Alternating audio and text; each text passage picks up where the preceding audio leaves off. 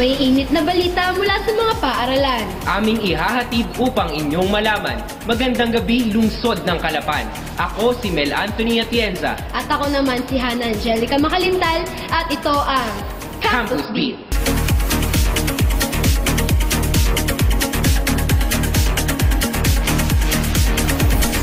At sa ulo ng ating mga balita, 79 na journalist nagtagisan sa 10th Regional Higher Education Press Conference sa Puerto Galera. DWCC Gazette humakot ng parangal. Divine Word College of Calapan Community, ginunita ang kapistahan ni St. Arnold Janssen. Love Rock Season 3, idinaos. At ugnayan ng DWCC at Catholic Sangji College ng Korea, pinagtibay. Memorandum of Understanding, ilagdaan. Sa detalye ng mga balita, sa layuning malinang ang kakayahan ng mga mag-aaral sa pagsulat ng balita at iba pang uri ng panulat, ganun din ang pagbibigay halaga sa kapangyarihan ng pamamahayag, isinagawa ang taunang Regional Higher Education Press Conference sa bayan ng Puerto Galera. Ang detalye ng balita, hatid sa atin ni John Marvel Pereña. Mula sa 11 higher education institution ng Region 4B Mimaropa, kabuang 79 na journalist ang nagtipon-tipon at naglaban-laban sa ikasampung Regional Higher Education Press Conference na ginanap sa Oceana Beach Resort, Puerto Galera, Enero 16 hanggang 18. Iba't ibang kategorya sa pagsulat ng bahagi ng dyaryo ang pinaglaban-labanan ng mga delegado na kung saan nagsilbing judge ang mag-asawang Ana Marie at Rex San Diego II na nakapagpahanga din sa mga journalist dahil sa kanilang husay sa pagtalakay sa iba't ibang writing contest. Kasama din sa naging judge para sa editorial cartooning, comic strip, literary graphics at photojournalism si Rene Aranda, cartoonist ng Philippine Star.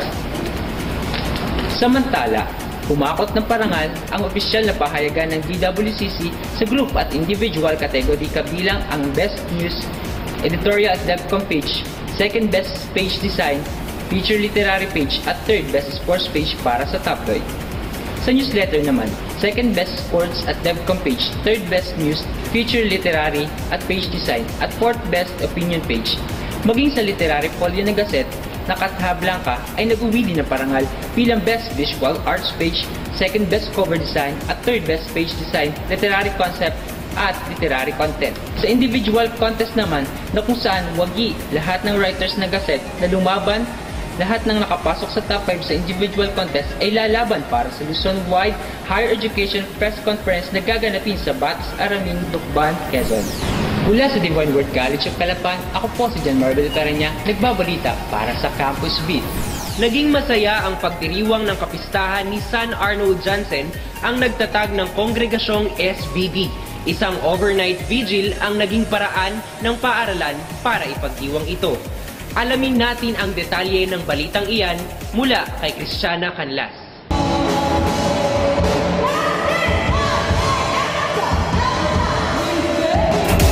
Bilang isang paraan upang matugunan at makahanap ng solusyon pagdating sa mga isyong kinakaharap ngayon ng mga kabataan, kasabay ng pagunita sa feast ni St. Arnold Janssen na siyang nangunguna sa pagpapalaganap ng Trinitarian Love at founder ng SBD, isang youth encounter at vigil na pinangalan ng Love Rock Season 3 ang isinagawa Enero 14 ng gabi hanggang Enero 15 ng umaga sa DWCC Gymnasium.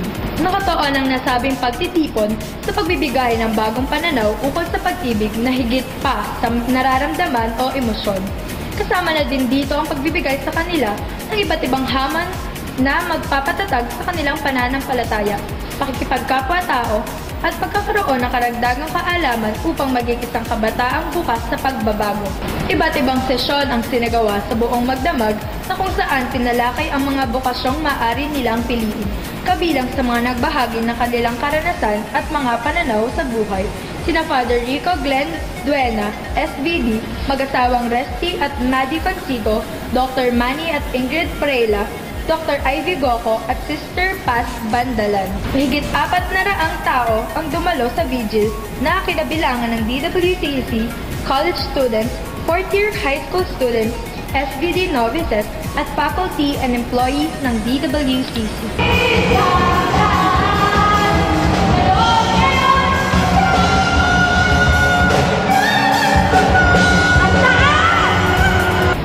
Divine Word College of Calapan, ako si Christiana Canlas, nagbabalita para sa Campus Beat.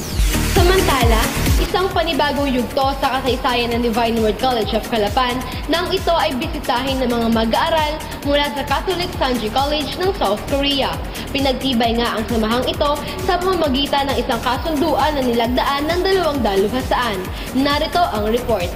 Mahigit 30 Korean students mula sa Catholic Sanji College sa pangunguna ng kanilang presidente, Father Chung Il, ang bumisita sa DWCC bilang bahagi ng 2 linggong educational at cultural exposure ng nasabing paaralan sa Mindoro, ika-13 ng Enero.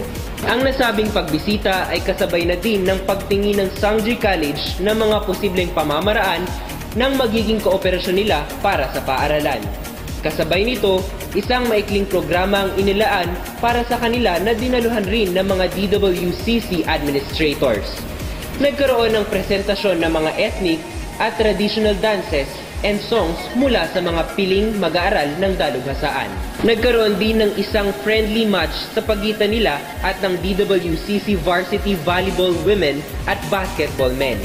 Nagkaroon din sila ng pagkakataong ma-experience ang pamamaraan ng pagtuturo sa DWCC sa pamamagitan ng pag-sit-in sa bawat klase.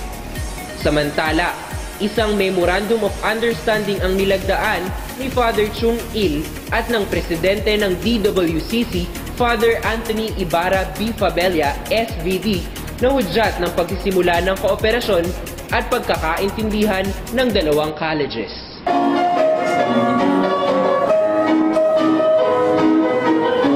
At iyan ang kalipunan ng mga balitang nakalap sa linggong ito. Mga balitang mula sa mga paaralan na dapat nating malaman. Ako po si Mel Anthony Atienza. At ako po si Hannah Angelica Macalintal at ito ang Campus Beat. Huwag kayong maglilipat dahil magbabalik ang No Holds Barred.